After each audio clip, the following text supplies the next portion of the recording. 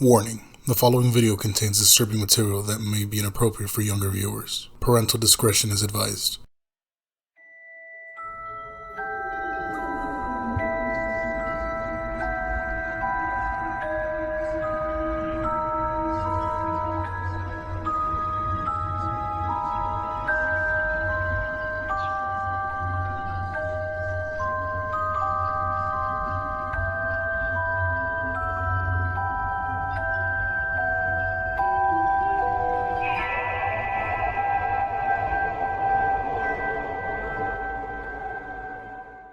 I recently moved into my dorm room, starting as a sophomore in college, and a friend of mine gave me his old Nintendo 64 to play. I was stoked, to say the least. I could finally play those old games from my youth that I haven't touched in a decade. His Nintendo 64 came with a yellow controller and a rather shabby copy of Super Smash Bros. And while beggars can be choosers, needless to say, it didn't take long until I became bored of beating up level 9 CPUs. That weekend, I decided to drive around the neighborhoods, about 20 minutes or so off campus, hitting up local garage sales. I was hoping to score good deals with ignorant parents. I ended up picking up a copy of Pokemon Stadium, GoldenEye, F-Zero, and 2 other controllers for $2. Satisfied, I began to drive out of the neighborhood when one last house caught my attention. I still have no idea why it did. There were no cars there and only a table set up with junk on it. However, something drew me there. I usually trust my gut on these things. So I got out of the car and was greeted by an old man. His outward appearance was, for lack of better words, displeasing. It was odd. If you asked me why I thought he looked displeasing, I couldn't really pinpoint anything. There was just something about him that put me on edge. I can't explain it. All I can tell is that if it wasn't in the middle of the afternoon, and there were no other people within shouting distance, I wouldn't have even thought to approach this man. He flashed a crooked smile at me and asked if I was looking for anything. Immediately I noticed he must be blind in one eye. His right eye had that glazed over look about it. I forced myself to look at his left eye, trying to not offend, and asked if he had any old video games. I was already wondering how I can politely excuse myself from the situation when he would tell me he had no idea what a video game was. But to my surprise, he said he had a few in an old box. He assured me he'd be back in a jiffy, and turned to head back into his garage. As I watched him hobble away, I couldn't help but notice the things he was selling on the table.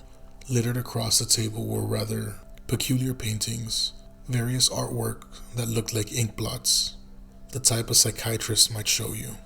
Curious, I looked through them. It was obvious why no one was visiting this guy's garage sale. These aren't exactly aesthetically pleasing. As I came to the last one, I noticed it looked almost like Majora's Mask, with the same heart-shaped body, with the little spikes protruding outward. Initially, I just thought that since I was secretly hoping to find that game at one of these garage sales, it was projecting itself onto an ink blot. However, given the event that happened after, I'm not so sure now. I should have asked the man about it. I wish I had asked the man about it. After staring at the Majora-shaped blot, I looked up and the old man was suddenly there again, arm's length in front of me, smiling. I'll admit, I jumped out of reflex and nervous laughed as he handed me a Nintendo 64 cartridge. It was the standard gray color with no label. Someone had written Majora on it in black permanent marker.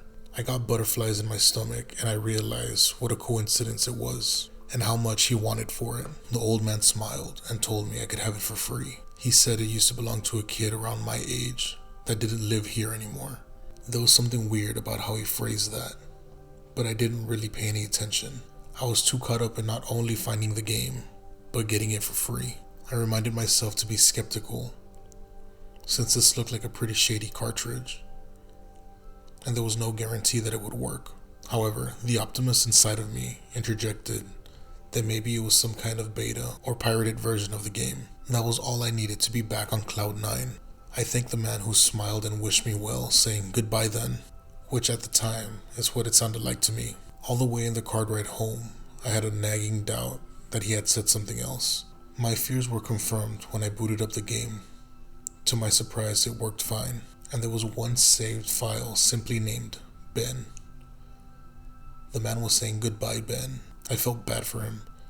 He was obviously a grandparent going senile. I, for some reason or another, reminded him of his grandson, Ben. Out of curiosity, I looked into the saved file. I could tell that he was pretty far into the game. He had almost all of the masks, and 3 out of 4 bosses remained. I noticed that he had used an owl statue to save the game. He was on day 3 by the Stone Tower Temple, with hardly an hour before the moon would crash. I remember thinking it was a shame he had come so close to beating the game, but never finished it. I made a new file named Link, out of tradition, and started a new game. I was ready to relive my childhood.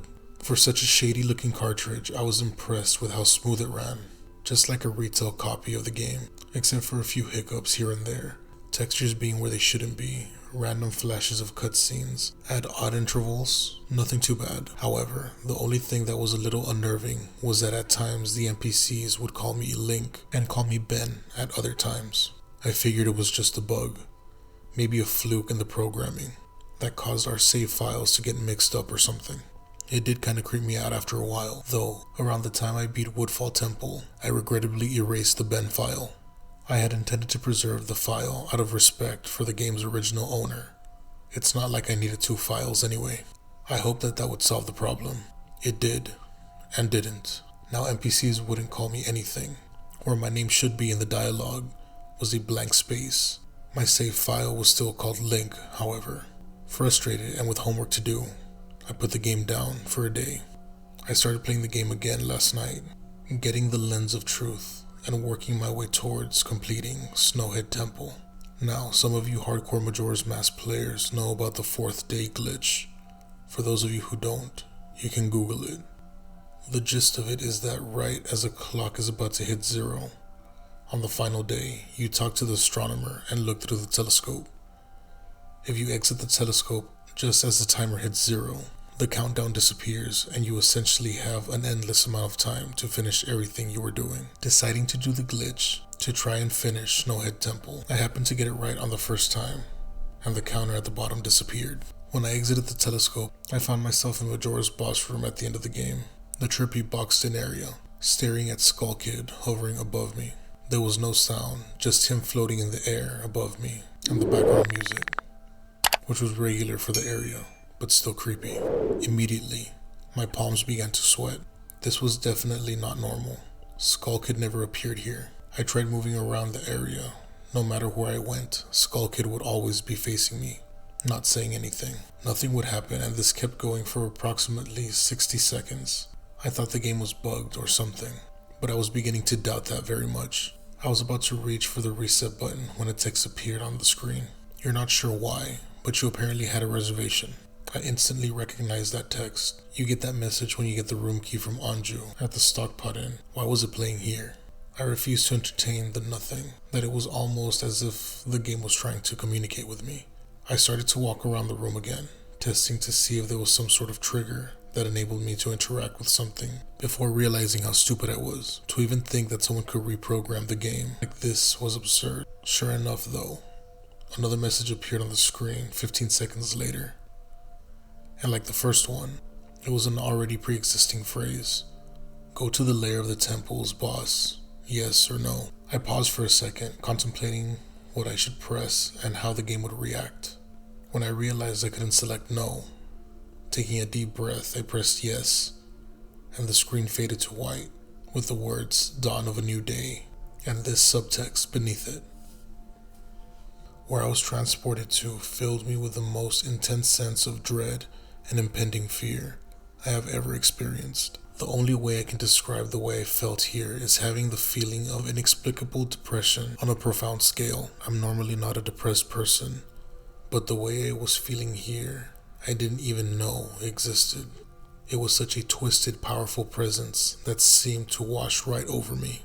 I appeared in some kind of weird Twilight Zone version of Clock Town. I walked out of the clock tower, as you normally do when you start from day 1, only to find all the inhabitants were gone. Usually with a 4th day glitch, you can still find the guards and the dogs that run around outside the tower. But they were all gone.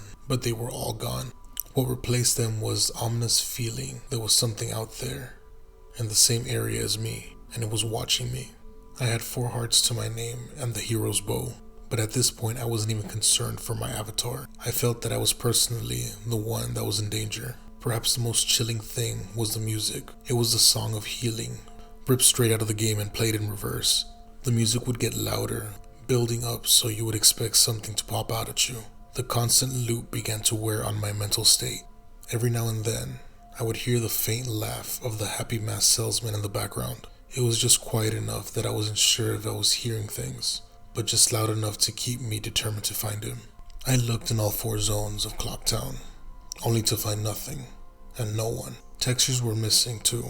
West Clocktown had me walking on air, and the entire area felt broken, hopelessly broken, as a reverse song of healing repeated for what seemed to be the 50th time. I remember standing in the middle of South Clocktown, realizing that I had never felt so alone in a video game before. As I walked through the ghost town, I didn't know whether it was a combination of the out-of-place textures, the atmosphere, and the haunting melody of the once peaceful and soothing song being butchered and distorted, but I was literally on the verge of tears, and I had no idea why. I hardly ever cry, but something had gripped me here and caused this powerful sense of depression that was both foreign and crippling. I tried to leave Clocktown, but every time I went through one of the exits, the screen would fade to black and I would appear at another zone. I tried playing my ocarina. I wanted to escape. I did not want to be here anymore. However, every time I played the Song of Time or the Song of Soaring, it would only say, "Your notes echo far, but nothing happens." By this point, it was obvious the game didn't want me to leave, but I had no idea why it was keeping me here. I didn't want to go inside buildings. I felt I would be too vulnerable to whatever I was terrified of. I don't know why, but I came up with the idea that if I drowned myself in the laundry pool, I could spawn elsewhere and leave. As I ran towards the pool, it happened. Link grabbed his head, and the screen flashed for a brief moment of the happy mask salesman smiling at me. Not Link, but me, with the Skull Kid scream playing in the background. When the screen returned, I was staring at a Link statue. I screamed as the thing stared back at me with that haunting facial expression. I turned around and ran back to South Clocktown. To my horror, the statue followed me in a way that I can only describe as being similar to the weeping angels from Doctor Who. Every so often, at random intervals, the animation would play of the statue appearing behind me. It was like the thing was trying to chase me, or, I don't even want to say it, haunt me. By this point, I was on the verge of hysterics. However, not even once did the thought of turning the console off occur to me. I don't know why, but I was so wrapped up in it. The terror felt so real. I tried to shake the statue, but it would literally appear right behind me every single time it went off screen. Link started to do weird animations I have never seen him do before. He would flail his arms around or spasm randomly. The screen would cut to the happy mask salesman, smiling again for a brief moment, before I was face to face with the statue again. I ended up running into the Sword Master's dojo and ran to the back. I don't know why, but in my panic I wanted some kind of assurance that I wasn't alone. To my dismay, I found no one. As I turned to leave, the statue cornered me in a cubbyhole in the back. I tried to attack the statue with my sword, but to no avail. Confused and backed into a corner, I stared at the statue and waited for it to kill me. Suddenly, the screen flashed again to the happy mask salesman, and Link turned to face me, standing up as a mirror image of the statue, and looked at me with his copy, literally staring at me. Whatever was left of the fourth wall was completely shattered while I ran out of the dojo, terrified. Suddenly, the game warped me into an underground tunnel. The reverse song of healing queued up again, and I was given a brief moment of rest before the statue appeared again, this time aggressively. I could only take a few steps before it was summoned behind me again. I made my way out of the tunnel and appeared in southern Clocktown. As I ran aimlessly in sheer panic, a redhead suddenly screamed, and the screen faded to black. Dawn of a new day, with the same text appearing under it again. The screen faded in and I was standing atop the clock tower, with Skull Kid hovering above me again. I looked up and the moon was back, looming just meters above my head. But the Skull Kid stared at me hauntingly with that creepy mask. A new song was playing. The Stone Tower Temple theme played in reverse. In some sort of desperate attempt, I equipped my bow and fired a shot at Skull Kid. It actually hit him, and he played an animation of him reeling back. I fired again, and on the third arrow, a text box appeared and said, "That won't do you any good." I was picked up off the ground, levitated upwards on my back, and Link screamed as if he burst into flames, instantly killing him. I jumped when this happened. I had never seen this move used on anyone in the game, and in addition, Skull Kid didn't even have any moves. As the dead scene played, my lifeless body was still burning. The Skull Kid laugh and the screen faded to black. I reappeared in the same place. I decided to charge him, but the same thing happened. Link's body was lifted off the ground by some unknown force and burst into flames. This time during the death scene, the faint sound of the reverse Song of Healing could be heard again. On the third and final try, I noticed there was no music playing. All there was an eerie silence. I remembered that in the original encounter with Skull Kid, you were supposed to use the ocarina to either travel back in time or summon the giants. I attempted to play the Song of Time, but before I could hit that last note, Link's body once again burst into flames and he died. After the death scene neared its end, the game began to chug. It was as if the cartridge was trying to process a lot of something. When the scene came to, it was the same scene as the first 3 times, except Link was laying on the ground dead, in the position I've never seen in a game before. His head was tilted towards the camera and Skull Kid was floating above him. I couldn't move or press any buttons.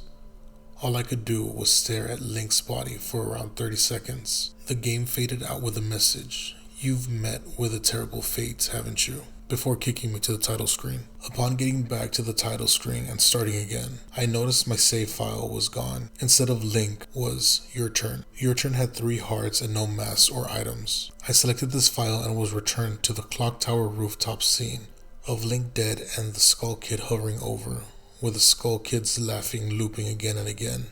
I quickly hit reset when the game booted up again. There was one more save file added below Your Turn, Ben.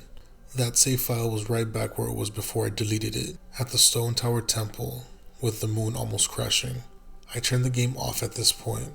I'm not superstitious, but this was way too screwed up even for me. I haven't played it at all today. I didn't even get any sleep last night. I kept hearing the reverse Song of Healing in my head, and couldn't get past the sense of dread I felt exploring Clocktown. I drove back to the old man's house today with a buddy of mine. No way I was going there alone to ask some questions, only to find that there's a for sale sign in the front yard. When I rang the doorbell, no one was home. So now I'm back here, writing down the rest of my thoughts and recording what happened. I'm running on no sleep here. I'm terrified of this game, even more so now that I'm reliving it a second time while writing this down. I think Ben is something in this equation, but I don't know what. If I could get a hold of the old man, I would be able to find some answers. I need another day or so to recuperate before tackling this game again. However, I feel it's already taken a toll on my sanity, but next time I do this, I'm going to record the entire thing. The idea of recording only came to me towards the end, so you only see the last few minutes of what I saw, including Skull Kid and the Link statue.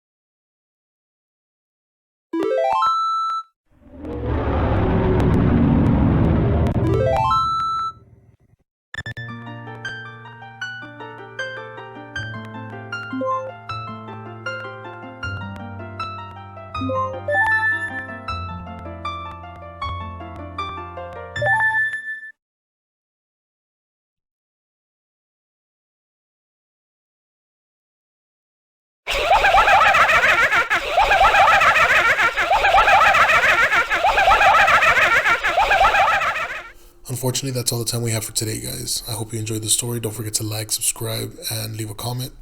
Also, if you want me to do part 2, let me know in the comments below. There is a part 2, part 3, and I think a part 4. I think all the way up to part 5. I'm not sure. Just let me know if you want me to keep going with this Ben Drown, because it is a pretty interesting story. As always, thank you guys. Don't forget to check up the Rook Up shop and go check out Horrorville. Both of the links are in the description down below. Also, I will leave a link to the podcast. It's not technically a speaking podcast. It's basically just a storytelling podcast type of thing. So if you guys want to go check it out, there's a link in the description. Thank you guys. Until next time. Sweet dreams.